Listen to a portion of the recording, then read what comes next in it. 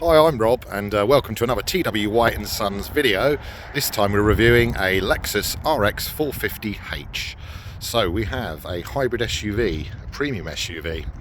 So this sits in the marketplace up against things like BMW Q5, the Audi Q series, to name but two. The car is looking resplendent here in nebula grey.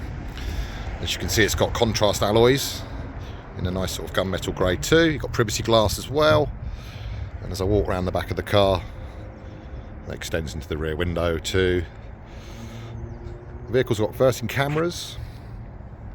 You'll see one poking down under there. You've got a suite of sensors around the vehicle for parking as well. So a little bit more detail. It's a free owner vehicle. It has a full Lexus service history. So that is 10 stamps, and the last done in November 23. At the same time, an MOT was completed. So the car's MOT'd now till the 30th of November 2024.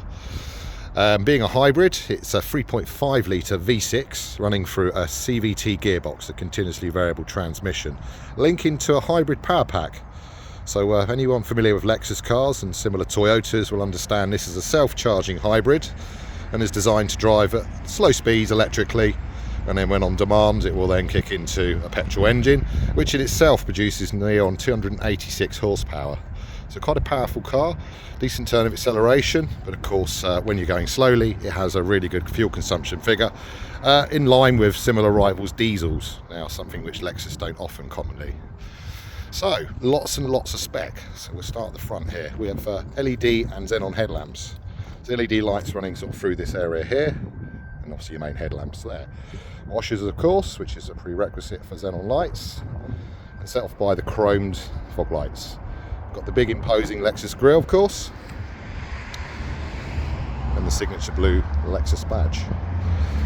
So coming around the side, we have a suite of sensors, as I said before. So that's parking sensors all round, with power folding mirrors. And what we'll do is we'll end up back at the back of the car and we'll go into the boot. So Lexus's famous what would you call them, silver detailed rear lights, which then started a trend in the noughties of people putting Lexus style lights onto their cars. So in the back we have a rather large boot area with a Lexus tray, which will of course keep the carpet underneath clean and unmarked, as you can see. Lifting that up, it's quite a slim area. There is another bit to lift, which you'll find quite rare again in most cars, is the space saver spare wheel. So you've got a way to get on the road should you have a puncture. We've also got the ability to raise and lower the rear air suspension, and that can drop the car downwards, which is doing very slowly at the moment, allowing you to load into the car a lot easier. The car also has a 40-20-40 split to load into the back of the vehicle, and dead easy to use. I mean, even from the back you can get hold of the middle section here and push through, allowing you to put a long load through the middle of the car, which would be a long load. It's a very long car. With a power tailgate of course, which will pop down now, and that will close down. That can be operated off the fob, and there's an internal button to do the same.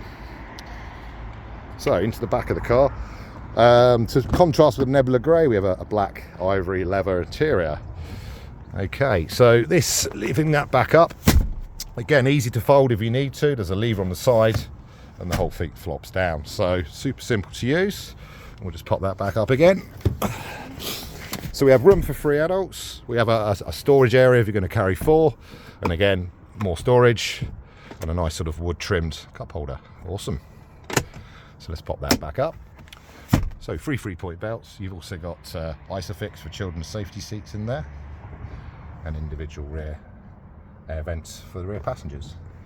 Nice light headlining, so it doesn't make it oppressive with the black leather, and of course a sunroof, letting even more light and air in. So looking really good there. We have more wood trim on the doors, and it is a real wood, I'm told. Coming in up front, again fully electric driver's seat, and again with memory for 3 different individual drivers. And what that will link to is the steering wheel, which is fully electric, door mirrors, and of course the electric seat itself, which is multi-adjustable. So you've got lumbar support there, fully adjustable for the base and the backrest. Coming across, you have more functions down here. So again, we have air suspension on this car, and that can be raised and lowered. You have a washing system for the xenon headlamps, and again another power tailgate button there. Drinks holder, obviously super important. Before you come into things like automatic wipers, automatic lights over here. So again, convenience functions for you. And onto the multi-function wheel, which when you enter the car, you'll see that it's functioning for audio and media. And this side is to do with cruise control and telephone. Sorry, not cruise control and telephone. Cruise control's there. This is telephone and menu functioning. So there is a big blue start button here. So foot hard on brake, press power. This all starts to move. So what it will do effectively is remove back to the last preset that it was working on. Just knock that down. And what we're going to now show you is some of the features around the car. So starting with this rather large lidded cubby, it is vast. You can see right down to the bottom. You have also heated and cooled seats. So for driver and passengers benefits, you can rock it all the way to the left or to the right effectively, up to number 3. And then back round to cooling seats. So that's for the passenger seat. Coming down, we have an ability to drive again and lock out the engine and just drive along in very low speeds on the EV battery. Typically it's 1 to 2 miles only, but of course as soon as it runs low, the car will start the engine and start to self-charge again. We also have another interesting feature where you have a screen up here. We have a controller here. So this controller sort of moves around, and as I move it around up here, you can see it has an effect up there.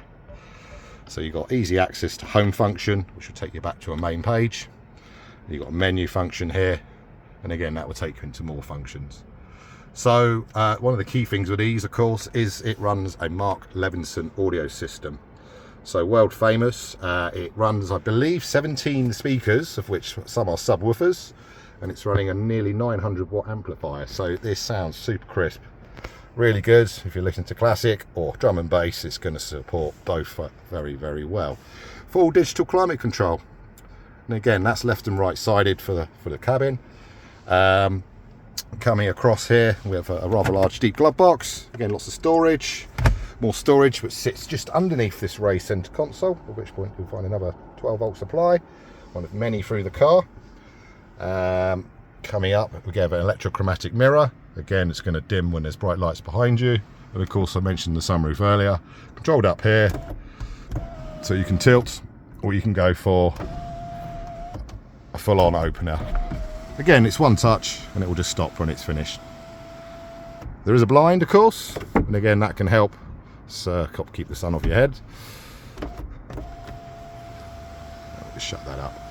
Passenger benefits also from the same functionality as the driver's seat, so again fully adjustable and storing for 3 different passengers in this instance.